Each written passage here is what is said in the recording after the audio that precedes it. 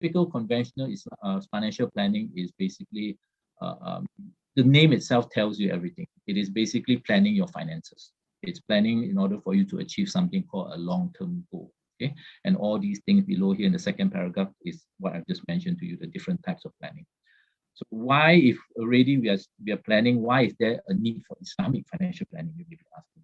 Well, I think earlier on Nurul did mention Islam is actually a way of life. You adopt the Islamic way in every aspect of life.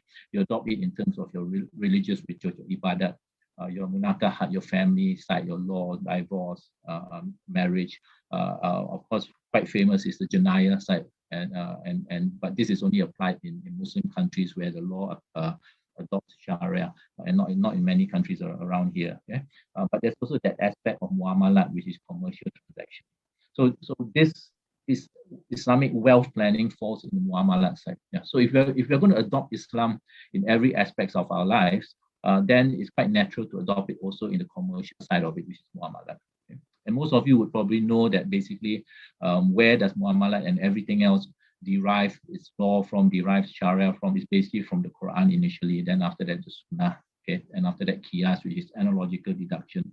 For those of you who may not be familiar, when things are not very clear or available in the Quran and Sunnah, then basically sometimes the scholars will take what we call analogical deduction. They'll say, is something today that we need to derive a ruling, was it done similarly during the time of the Prophet or during the time of the Sahaba?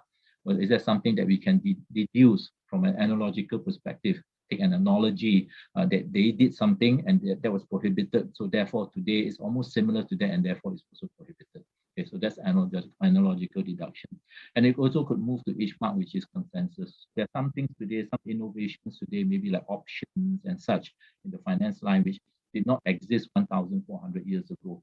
So therefore, there needs to be a consensus too. So these scholars will come together and say, based on the principles of Islam, fair, equity, and so on and so forth, is this something which is acceptable or not? So generally, that didn't exist 1,400 years ago.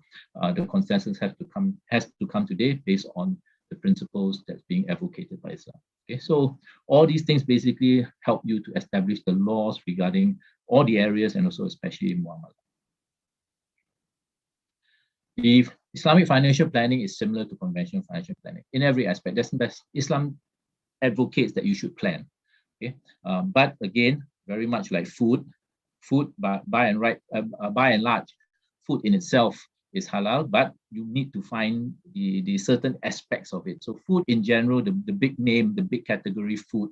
Okay, there is the non-halal food and there's the halal food. So similar for financial planning, there is the conventional side to it, and of course there's the Islamic side. So the Islamic side then takes into account certain things. Of course, the application of Sharia. In Sharia, there is the prohibition of riba, the prohibition of mashir, gara, gambling, uncertainty.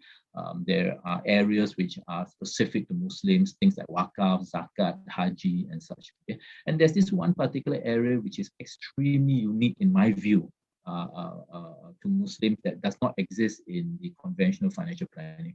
And that is the client, the customer, the individual. The individual is guided by the Quran and Hadith in terms of many aspects. So how he conducts himself, it is actually something which is guided. It is not given, he's not given a free rein to decide what he wants to do, but there is a guidance. And we'll talk about that a little bit later. Okay. So simply put, Islamic financial planning is about managing one's finances, but in accordance to our faith.